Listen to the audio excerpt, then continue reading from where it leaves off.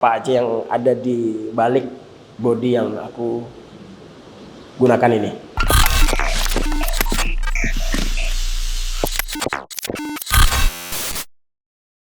Pertama yang kita bakal bahas elektroniknya dulu ya, atau ISC utama yang aku pakai di kit ini.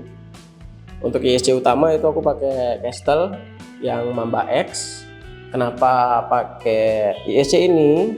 Satu karena untuk power ISC-nya itu gede gitu. Ketika aku perlu basing-basing atau aliran listrik yang gede, ISC ini mampu untuk memenuhi keinginan dan kebutuhanku gitu. Selain itu juga bentuknya keren sih menurutku ya. Itu balik lagi ke selera gitu. Aslinya ISC ini ada fan-nya atau kipasnya, cuman aku copot aja karena menurutku main adventure kan kita nggak selalu kebut-kebutan ya, apalagi kita juga kadang masuk lumpur gitu ya. Kalau logika aja sih, kalau ketika dia masuk lumpur fan-nya muter, bisa aja dia muter gitu kan, karena dia basic dari ISC kan dia waterproof gitu kan. Fan-nya pasti bisa muter, cuman kan takutnya ketika fan-nya itu muter ada kerikil yang nahan fan-nya, malah fan-nya jebol gitu. Takutnya ada short atau apa, ya udah dicopot aja gitu.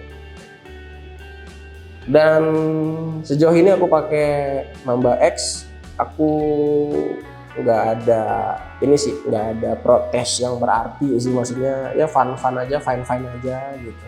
Terus lanjut, tadi udah ISC utama. Motornya juga aku pakai Kastil yang warna biru atau botol biru biasanya dibilang sama anak-anak, itu di Cafe 3800. Kenapa aku pakai Cafe 3800? Karena begini, aku suka ketika ngebasing-basing itu atasnya tetap ngisi gitu. Jadi pas basing tuh burs gitu, motornya bisa kenceng lah gitu kan. Cuman kekurangannya adalah ketika kita menggunakan cafe yang besar, itu rotasi bawahnya itu pasti akan sedikit jogging gitu. Karena ya seperti yang kita tahu, cafe rendah itu akan menghasilkan torsi yang melimpah, tapi rotasi atas atau RPM atasnya jadi kopong gitu istilahnya, ya udah putaran rodanya segitu-segitu aja. Terus kalau kafenya gede, rotasi atasnya ngisi tapi rotasi bawahnya rada kacau, yaitu jadi ketika gasnya pelan ya agak jedet gitu, agak jogging dikit, habis itu baru bisa jalan gitu. Cuman ya itu balik lagi ke selera gitu. Aku bukan tipe orang yang suka atau hobi banget main crawling gitu, jalan pelan gitu. Aku lebih suka mobil itu ya udah jalan aja gas gitu aja.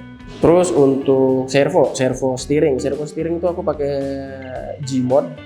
Itu G-Mod yang 55 kilo. Kenapa pakai yang ini? Ya karena pengen nyoba aja. Maksudnya dia di 55 kilo itu beneran nggak 55 kilo gitu, maksudnya, atau enggak emang powernya sebesar itu enggak gitu. Ternyata dan bener powernya sebesar itu, servo ini kuat banget. Sampai kemarin waktu event di Trabas, yang kalah malah rod end-nya habis, karena istilahnya waktu bannya udah nggak bisa gerak sama sekali gitu kan, bannya itu udah posisi mati, servonya tuh masih berusaha ngedorong. Dan ya untungnya aku pakai rod end plastik, jadi rod end plastiknya itu yang kemakan sama dia, dan akhirnya lepas dari ball end, dan ya udah istilahnya bilang rod endnya jebol lah gitu, gara-gara si servo ini gitu. Dan sejauh ini aku puas dengan servo ini, responnya cepat, powernya juga gede gitu. Sejauh ini aku belum protes sih sama G-Mod 55 kilo ini gitu. Terus ke sebelahnya itu ada Muscle-Wind. Ini aku pakai Muscle-Wind yang 3S, jadi dia direct ke baterai utamaku. Kenapa aku pakai ini? Ya satu, karena by design dia bentuknya servo dan bisa ditaruh di sebelah servo steeringku, karena si Vanquish Phoenix ini dia sudah menyediakan tempatnya memang untuk servo winch ini gitu. Terus kenapa yang 3S gitu? Karena waktu itu aku sama Reza lagi mau nyoba 3S dan 2S itu bedanya seberapa signifikan gitu. Kalau pakai logika sih menurutku kayaknya pasti bakalan lebih kuat 3S gitu kan. Cuman ya namanya kita pengen R&D gitu kan, research and development, kita ngilangin penasaran, akhirnya aku putuskan untuk muscle wind yang 3S ini, dan RD itu pakai yang muscle wind 2S kalau nggak salah gitu. Dan sejauh ini muscle winds dari Boom Racing ini oke. Nggak terlalu kenceng speednya, tapi torsinya dapat gitu kan ya, karena dia 3S, aku lupa ada berapa. Oh dia di 40 kilo di 12 volt ya, berarti 11 volt ya, tenaga maksimalnya dia di 40 kilo lah. Dia mampu mengangkat kit ini, mampu menahan bobot kit ini ketika deadlift begitu-begitu ya. Oke, kenapa enggak gitu. Selain itu dia juga ada quick release-nya kan gitu. Ada quick release, jadi ketika mau narik si tali winch-nya itu bisa lebih cepat gitu, nggak perlu nunggu dari remote gitu kan untuk merilis talinya gitu. Lanjut bagian ini depan ya standar lah, winch depan pakai 8274 gitu. Ini juga 8274 yang biasa, bukan yang merah, yang biasa aja, cukup gitu buat main, buat ikut event, buat penuhin regulasi, ini udah cukup. Terus lanjut ada 2 ISC di sini. Masing-masing dari ISC ini untuk menggerakkan atau mengaliri listrik ke masing-masing winch depan dan winch belakangku gitu. Yang biru ini itu aku pakai ISC copotan dari RGT ku yang lama, yang RGT 120 itu.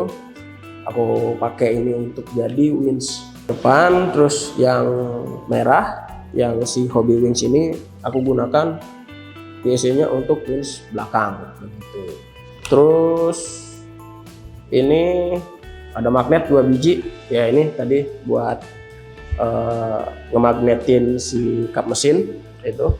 Terus untuk inner fender depan ini aku potong, aku papas. Kenapa? Karena buat rubber fitment dari body ke sasis biar bisa lebih rendah lagi gitu.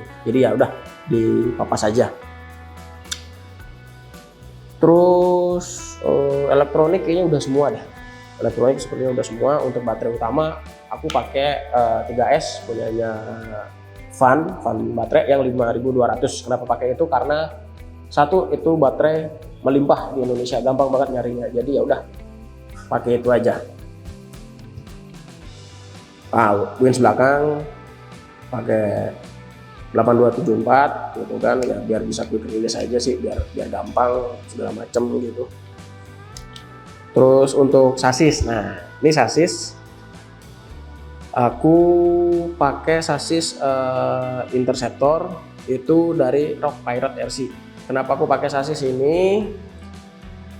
Balik lagi, aku sama Reza dulu pengen nyoba Interceptor nih sasisnya enak nggak gitu. Atau enggak si Rock Pirate tuh sasisnya seperti apa gitu. Karena waktu itu nyari referensi di Indonesia yang membahas tentang sasis ini, itu kita nggak menemukan si Rock Pirate ini gitu. Akhirnya ya sudah, coba aja deh ini check out si sasis ini, kita coba pasang di kit Phoenixku ini gitu kan. Dan ternyata sejauh ini sasisnya enak. Satu ini dia lebih ringan daripada sasis bawaan dari si Phoenix gitu kan, karena dia bahannya aluminium. Kedua, untuk geometri sasisnya dia itu lebih tipis gitu. Jadi kalau seumpama geometri sasis dari si Phoenix itu tebalnya seumpama segini gitu ya, geometri dari interceptor itu segini gitu. Jadi kit itu jadi lebih pipih gitu. Terus dari clearance-nya juga jadi lebih banyak yang bisa aku dapetin gitu. Terus dia juga udah built-in shock tower, udah ada telepon. Tadi sampai mana ya? Oh ya, dia udah interceptor ini udah ada shock towernya lah gitu. Jadi bisa langsung pilih aja mau seberapa rebah shock breaker yang dipakai gitu. Nah, lanjut untuk shock breaker ya.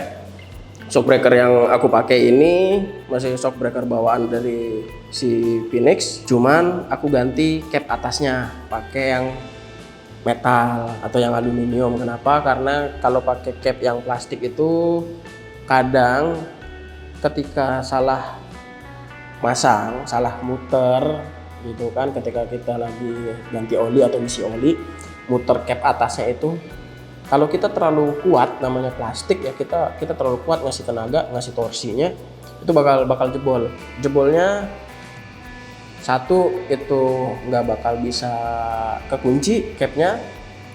Kedua, oli bakalan terus ngeremes gitu.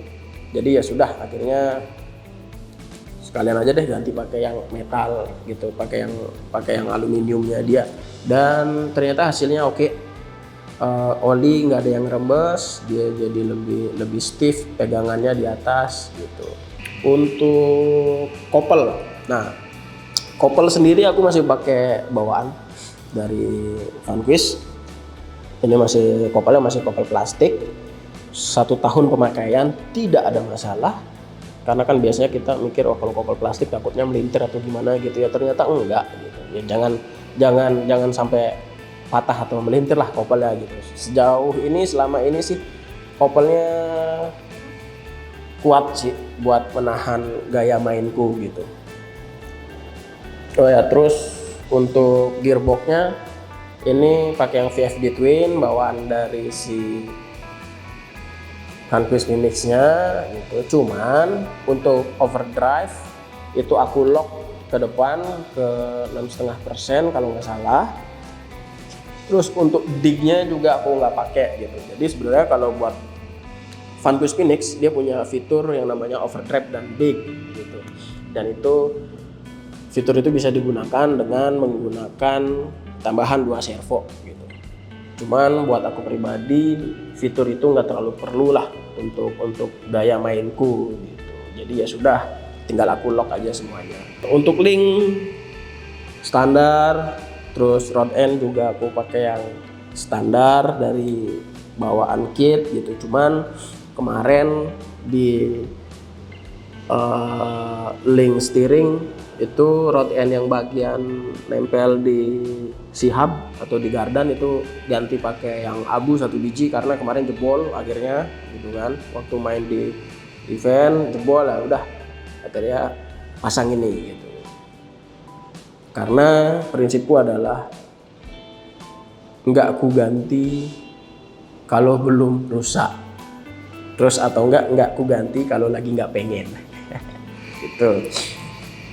Untuk gardan standar bawaan kit itu portal, nggak ada yang dirubah-rubah, nggak ada yang disetting gitu kan, nggak ada yang ditambah-tambahin skid plate bawahnya enggak, itu udah kubiarin aja bawaan standar gitu. Apalagi ya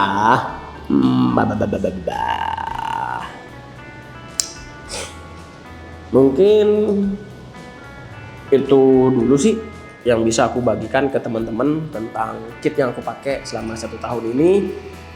Kira-kira teman-teman kalau ada pertanyaan, kalau ada yang ingin ditanyakan tentang kit yang aku pakai, tentang bodi yang aku pakai, tentang part apa saja yang aku gunakan, itu teman-teman bisa tulis di kolom komentar, bisa tanya-tanya di sana, atau bisa juga langsung DM IG-nya @sekedarhobibali, itu official IG-nya Tremor Bali. Teman-teman bisa kontak di sana, dan sebisa mungkin pasti kami bakalan balesin satu-satu. Oke, terima kasih.